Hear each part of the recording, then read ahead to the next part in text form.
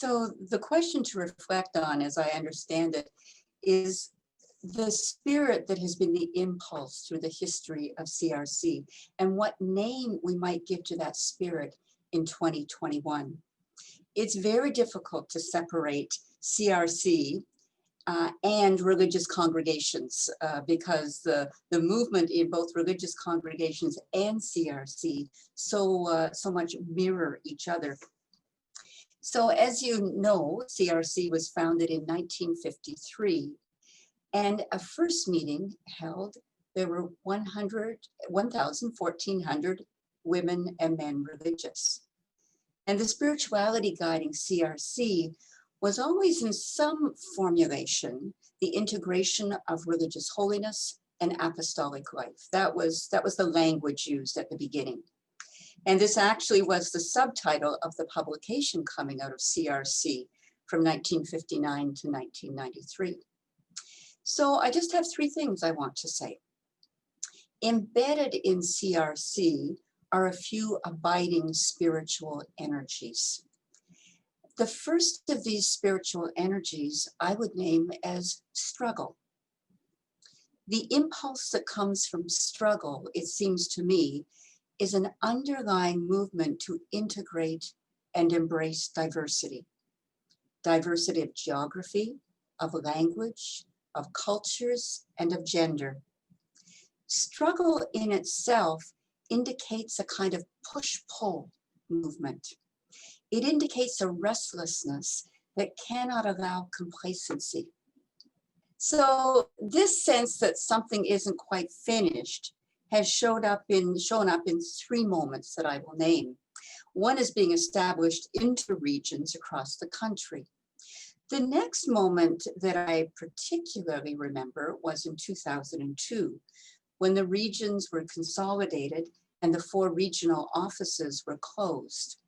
I think this was one of my very first CRC meetings. It was not pretty. Yet I will hold out for the truth that underneath the struggle was a movement that knew that across all the differences, we actually were one whole.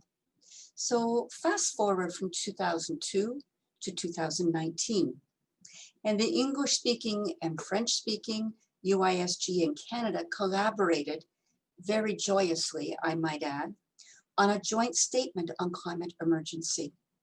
And one of our first questions after that effort was, now how do we engage the men in the next round of collective action? Meaning, how do we include more? So I think that is always an impulse, a spiritual energy at the heart of CRC. Let me share another small story. Again, it was during one of my first meetings that I went to, and it was in an open mic session where a number of congregational leaders, I think we called them general superiors then, went to the 3 microphones in the room. It was very coordinated. It was almost like you saw them moving to the microphone and looked around to see what's going on here. Each one spoke in a compelling and convincing way of a recent meeting in Rome. They were urging us to make a commitment to end the trafficking of women. A shared national movement began. It is this persistence to educate ourselves, to make things happen that would change the lives of others.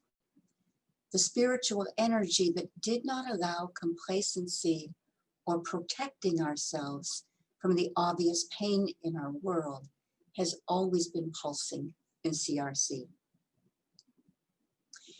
It strikes me that in the various statements made by CRC over the years, there has been an effort to find language for the integration of prayer and action, for the prophetic and the contemplative. Another image that was used over the years in various circles, the Bible, and in one hand, the newspaper in another. As we get smaller as congregations and therefore as an organization, we have been continually refining and simplifying the naming of who we are. Perhaps the simple phrase, "We are a movement toward love," says it all. in terms of the essence of this way of life we call religious life? And what are the structures needed for a national group that identifies themselves as a movement toward love?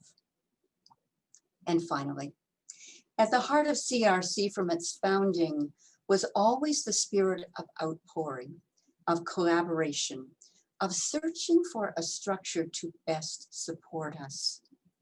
Perhaps the spirit has evolved into searching for ways now to gift future generations, as certain looking past ourselves to a future that we will not see. We live in this precise moment on a planet that is gripped with various forms of collective trauma. There is no doubt about that. One of the gifts we might still have to offer is the intuition that there is an underlying pattern of love, of hope, abiding with us. We might even call this one of the names for God.